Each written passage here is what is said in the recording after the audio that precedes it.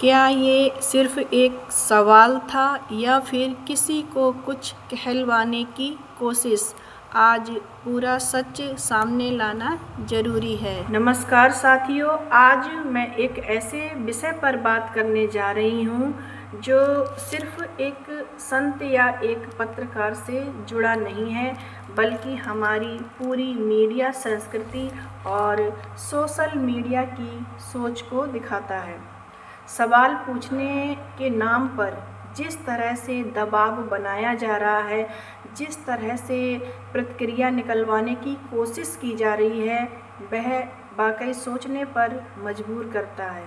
हाल ही में एक पत्रकार ने अनिरुद्धाचार्य जी से पूछा कि क्या आप नेहा कक्कड़ को जानते हैं?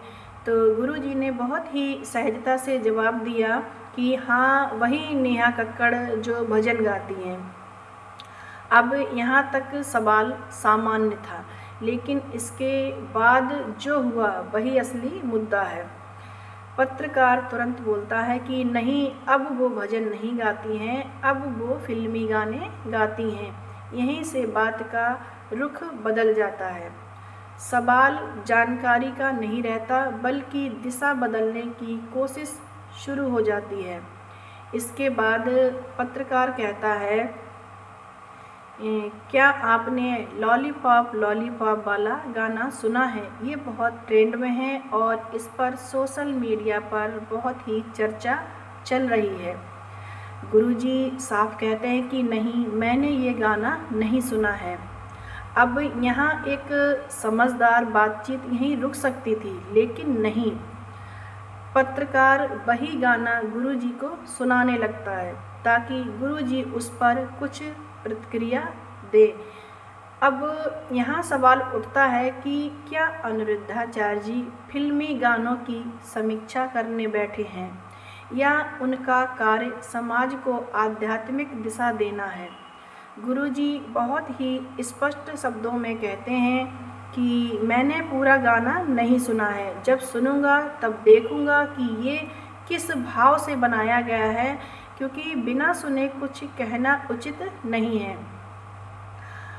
और आज के समय में जहाँ लोग बिना देखे बिना सुने तुरंत राय दे देते हैं, वहाँ एक संत का ये कहना अपने आप में बहुत बड़ी बात है।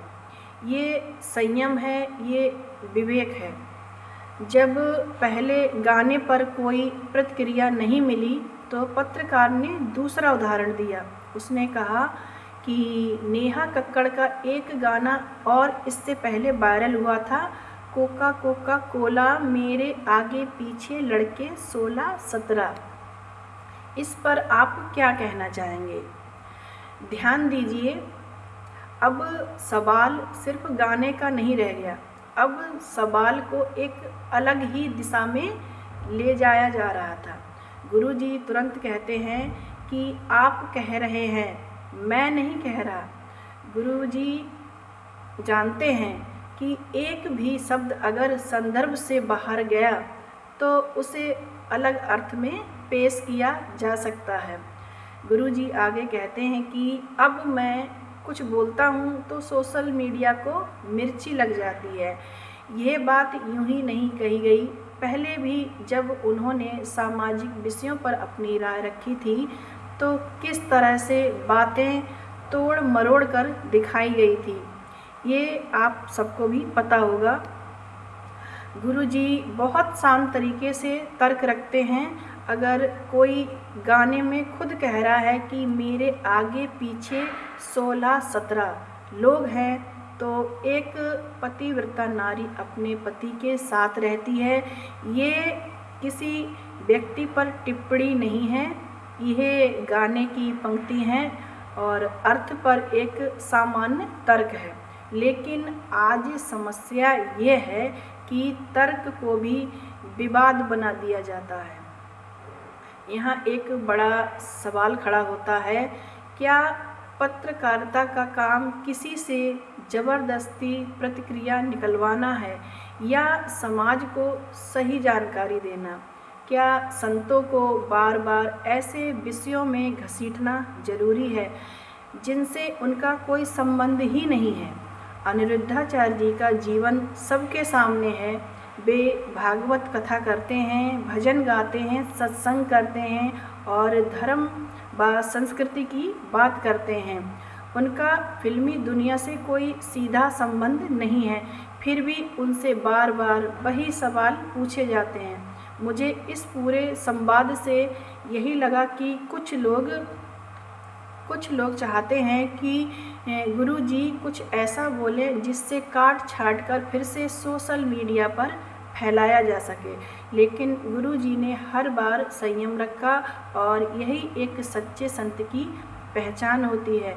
मैं आप सभी से यही कहना चाहूँगी कि किसी भी वीडियो का छोटा क्लिप देखकर राय ना बनाएं, पूरा संदर्भ देखें, समझें।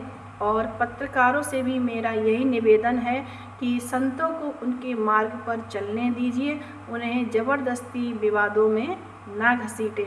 आज अगर अनिरुद्धाचार्य जी शांत हैं तो वह उनकी कमजोरी नहीं, उनकी सबसे बड़ी ताकत है। संयम, विवेक और मर्यादा, यही एक संत की पहचान है।